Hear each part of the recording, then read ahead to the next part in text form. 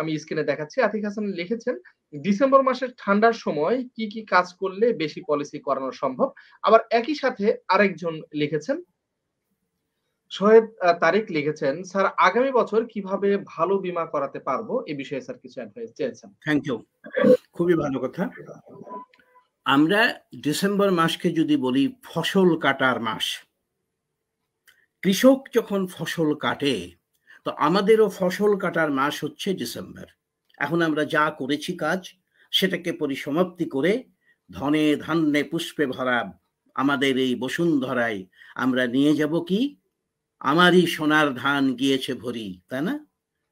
আমি সোনার ধানে গিয়েছে ভরি, তার মানে আমার ধানেই ভরে গেছে, আমি এখন এটাকে নিয়ে যাচ্ছি সোনার তরী। এনিওয়ে, তাহলে আমাদের এই ফসল কাটার মাসের আগে কৃষক কি করে?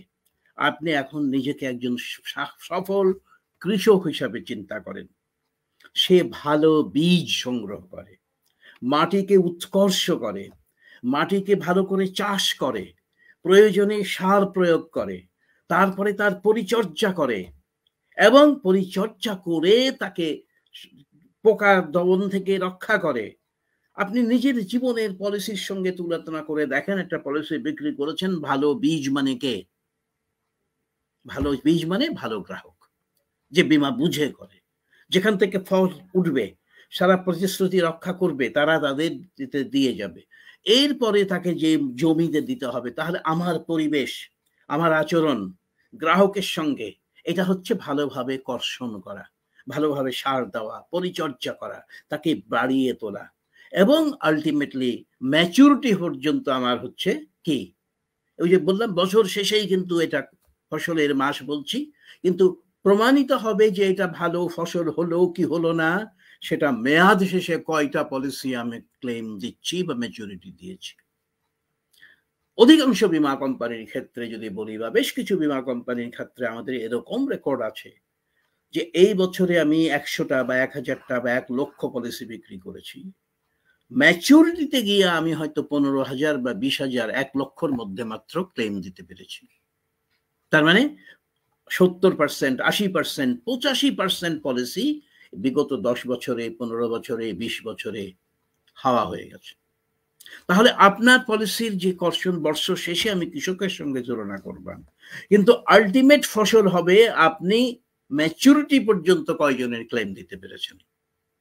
শুধু ডিসেম্বর মাসেই আমি এত অর্জন করলাম, ফার্স্ট ইয়ার পলিসি করলাম, আর গত বছরের মাত্র 60% বা 70% আসলো, তারপরের বছর সেটা কমে 50%-এ চলে গেল, তারপরে গিয়ে আসো 20%-এ ঠেকলো, তারপরে আলটিমেটলি ম্যাচুরিটির সময় দেখা গেল 10%, 15% থাকলো।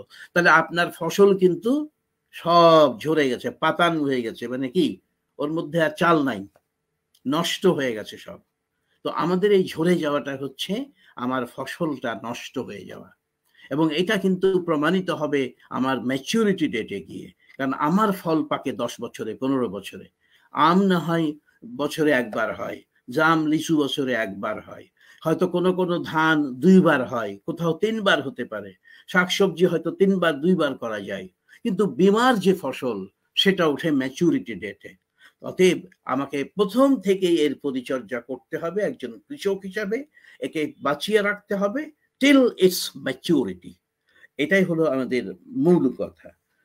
তো এখানে এই যে বিষয়টা, আরেকটা যেটা প্রশ্ন এসেছিল সঙ্গে, যে এই যে ম্যাচুরিটিতে রাখতে হলে আমাকে গ্রাহককে স্যাটিসফাই করতে হবে during the whole period of the policy, সমগ্র বছরের জন্যই, মানে মেয়াদ পর্যন্ত গ্রাহককে সন্তুষ্ট করতে পারলে, তার সমস্ত অভিযোগ আমি সমাধান দিতে পারলে, তার সমাধানগুলো তাৎক্ষণিক দিতে পারলে, সঠিক সমাধান দিতে পারলে, আমরা বিশ্বাস করি যে হয়তো 90 জায়গায় 10% পলিসি হয়তো মেয়াদ শেষে চলে যাবে, কিন্তু 80-90% যেখানে ল্যাপস হয়ে যায় সেখানে আমাদেরকে টার্গেট করতে হবে 80 কিংবা 90% পলিসি যেন ম্যাচুরিটি পর্যন্ত বা মেয়াদ পর্যন্ত কিংবা ওই যে মৃত্যু পর্যন্ত আমরা টিকে থাকে, আমরা মৃত্যু দাবি দিতে পারি, না হলে ম্যাচুরিটি ক্লেম দিতে পারি, অথবা সার্ভাইভাল বেনিফিট দেওয়ার পরেও ম্যাচুরিটি কিংবা মৃত্যু দাবি দিতে পারি।